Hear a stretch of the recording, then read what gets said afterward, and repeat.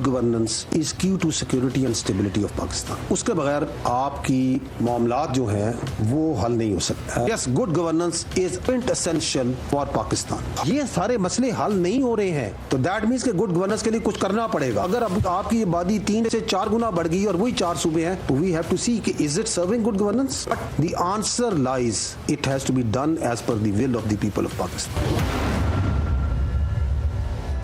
Good governance के लिए कुछ करना पड़ेगा। पाकिस्तान की सिक्योरिटी के लिए गुड गवर्नेंस बहुत ज़रूरी है।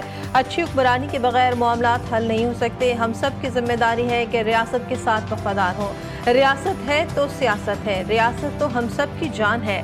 पाकिस्तान ही हमारी पहली और आखिरी पहचान है। लेफ्टिनेंट जनरल अहमद शरीफ चौधरी कहते हैं कि नेशनल एक्शन प्लान के 14 नुकात हैं जिस पर तमाम सियासी जमातें मुत्तफिक हैं। वज़ीर दाखिला मोहसिन नकवी ने जो बयान दिया वो उनकी ज़ाती राय है। काबिल एहतराम सियासतदानों समेत तमाम पार्टियों की ख्वाहिश है मसाइल हल हो। 1972 में हमारी आबादी 7 करोड़ थी, आज 25 करोड़ है। आबादी इतनी बढ़ गई है, आगे कैसे चलना है लोगों ने फैसला करना है। अवाम गवर्नेंस से मुतमईन है तो ठीक, मुतमईन नहीं तो आइन के मुताबिक फैसला करें। आबादी 4 गुना बढ़ गई और वही 4 सूबे हैं तो हमें सोचना पड़ेगा। अच्छी हुक्मरानी के लिए इंतजामी रीसेट की जरूरत हो तो हो जानी चाहिए।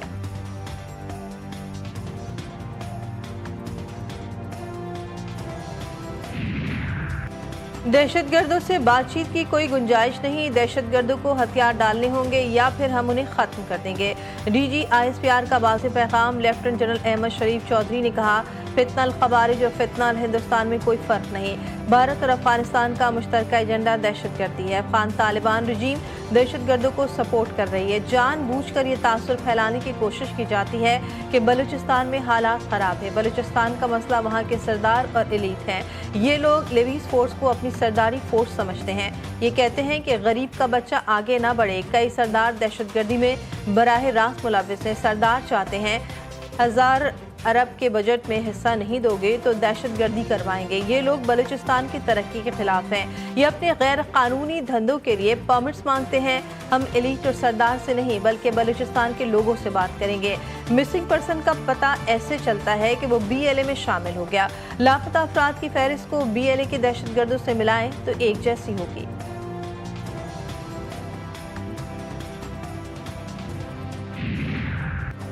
पाकिस्तान का सबसे लाडला बच्चा कश्मीर है। कश्मीर हमारा अटूट अंग है और रहेगा। कश्मीर तक़सीम हिंद का नामुकम्मल एजेंडा है। ये कश्मीरियों ने तय करना है कि उन्होंने पाकिस्तान से मिलना है या भारत से। DG ISPR की प्रेस ब्रीफिंग। कहा, वसाइल पर बात करें तो सबसे ज़्यादा कश्मीर को हिस्सा मिलता है। हुकूक के नाम पर गेम चलाई गई। रियासत को अंदाज़ा था कि उनके पीछे कौन है। 12 नशिस्तों का एजेंडा नहीं था, उनके मकासद कुछ और थे। आज़ाद कश्मीर के मामले से फ़ौज का ताल्लुक ही नहीं, आज़ाद कश्मीर की हुकूमत से ताल्लुक है। आज़ाद कश्मीर से मुतालिक जो सूरत हाल है इसका जवाब आइन में मौजूद है। जिसने जो जुल्म किया है उसको जवाब देना पड़ेगा। पाकिस्तान की फौज हमारी रेड लाइन है। कश्मीर की सरहद पर खड़ा हमारा सिपाही अपना घर, माँ बाप और अपने बच्चे छोड़कर अपनी जान खतरे में डालकर पाकिस्तान की हिफाजत करता है। Chairman peoples party Bilawal Bhutto ने कहा, हमारे सिपाही किसी सियासी बहस का निशाना नहीं बनने चाहिए, वो कौम का फख्र हैं। शहीद फौजियों और पुलिस के जवानों की कुर्बानियों को कभी नहीं भुलाया जा सकता। कश्मीर से मुतालिक जितने भी बयानात दिए आज भी उस पर कायम हो। वज़ीर दिफा ख्वाजा आसिफ ने कहा, कलअदम जॉइंट एक्शन कमेटी वाले कह रहे हैं कि मुहाजिरीन की सीटें ख़त्म कर दे। मैंने कहा था मुहाजिरीन की सीटें ख़त्म नहीं होगी। मुहाजिरीन ने कुर्बानियाँ दी, उनके प्यारे शहीद हुए। वज़ीर दाखिला के बयान का एक सियासी पहलू है। सियासी जमातें इस तरह काम नहीं कर पाई जिस तरह करना चाहिए था। मौजूदा हालात में हाइब्रिड निज़ाम की कामयाबी में हमारी निजात है।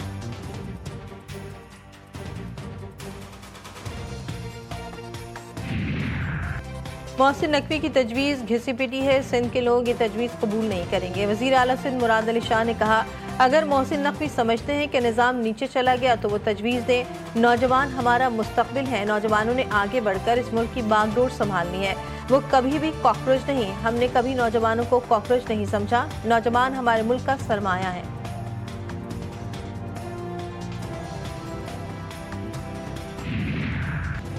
موجودہ انتظامی ڈھانچے میں ایک وفاق اور 4 صوبوں کا نظام مؤثر انداز میں نہیں چل رہا۔ پاکستان دنیا کے 180 سے زائد ممالک سے بڑا ملک ہے۔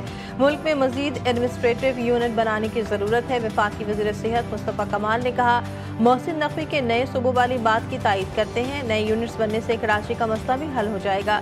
صدر IPP علیم خان نے کہا، محسن نقوی کے انتظامی اصلاحات پر باتیں انتہائی غور طلب اور وقت کی ضرورت ہے۔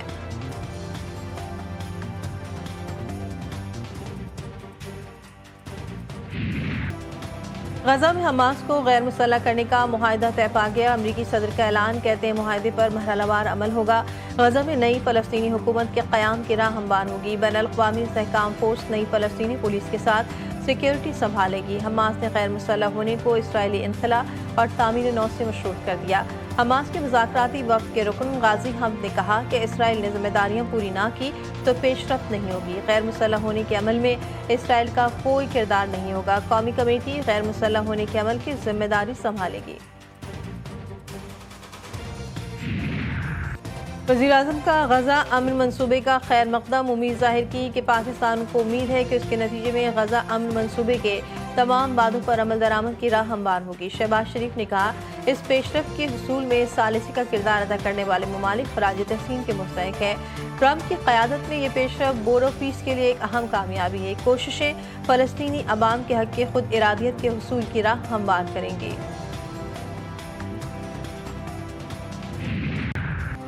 ایران پر سخت حملے کریں گے، امریکی صدر کی دھمکی، کہا ایک وقت آئے گا وہ خود بولیں گے، اب ہم مزید برداشت نہیں کر سکتے۔ کابینہ اجلاس کے دوران ایران کے ساتھ جنگ بندی کی بحالی سے متعلق سوال پر ٹرمپ نے کہا، امریکہ صرف فتح چاہتا ہے۔ دعویٰ کیا امریکی حملوں میں ایران کو شدید نقصان پہنچا۔ نیو یارک پوسٹ کا کہنا ہے کہ ٹرمپ ایران کے ساتھ مذاکرات کو موقع دینے کے لیے تیار ہیں۔ وہ چاہتے ہیں ایران فوری جنگ بندی معاہدے پر عمل کرے۔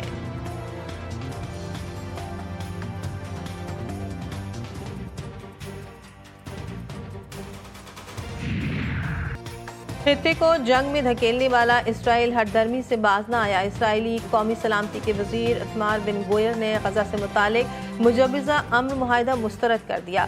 کہا، حماس رہنماؤں کی ٹارگٹ کلنگ روکنے کا معاہدہ دراصل حماس کو دوبارہ منظم ہونے کا موقع دینے کے مترادف ہے۔ غزہ میں کارروائیاں جاری رہنی چاہیے، اسرائیل کو ہر صورت فتح حاصل کرنی چاہیے۔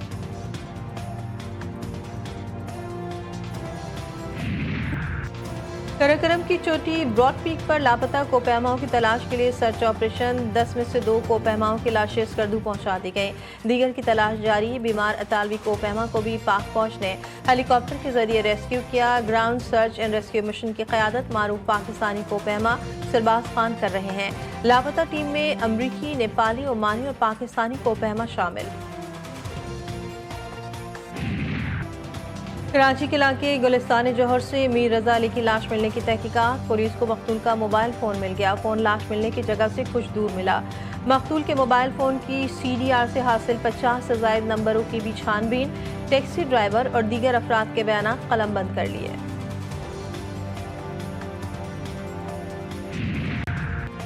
ایران مصر کو اپنا دوست اور خطے میں اہم شراکت دار سمجھتا ہے، اس کی سیکیورٹی ہماری انتہائی ترجیحات میں سے ہے۔ ایرانی وزیر خارجہ عباس عراقچی نے کہا، ہم سب کو اسرائیل کی ایسی سازشوں اور فالس فلیگ آپریشن سے خبردار رہنا چاہیے جو خطے کے امن کو سبتاز کرنے کے لیے ہیں۔ خطرہ واضح اور مشترکہ ہے جو کہ مسلمانوں کے اتحاد کو لاحق ہے۔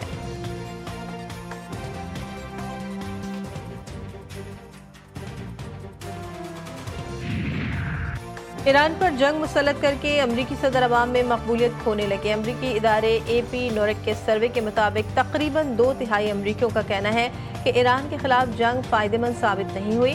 ایران سے متعلق ٹرمپ کی کارکردگی کی حمایت 34% سے کم ہو کر 28% رہ گئی۔ سروے میں 72% امریکیوں نے تیل اور گیس کی قیمتوں کو قابو میں رکھنا حکومت کی اولین ترجیح قرار دیا۔ صرف 20% امریکی ایران کے خلاف فوجی کارروائی جاری رکھنے کے حق میں ہیں۔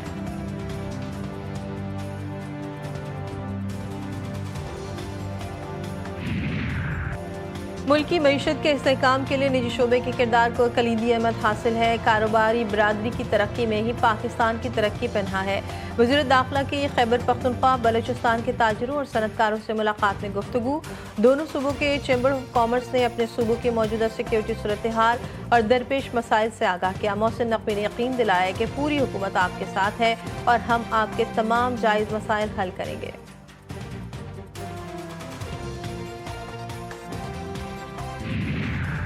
اسلام آباد اور راولپنڈی میں موسلادھار بارش، متعدد علاقے زیر آب، بارش کا پانی جمع ہونے سے ٹریفک کی روانی شدید متاثر، پانی میں ڈوبے علاقوں کے رہائشیوں کو بھی مشکلات۔ مری میں بارش کے باعث مری ایکسپریس وے پر عمارت زمیں بوس، عمارت کو چند ماہ قبل خطرناک قرار دیا گیا تھا، درخت گاڑی پر گرنے سے ایک شخص زخمی۔ بارش سے ندی نالوں میں طغیانی، کراچی میں آج سے مونسون ہواؤں کے زیر اثر بارش کا امکان۔ محکمہ موسمیات کے مطابق بحر عرب اور خلیج بنگال سے آنے والی مونسون ہوائیں ملک کے بالائی اور وسطی علاقوں پر اثر انداز ہونے لگیں۔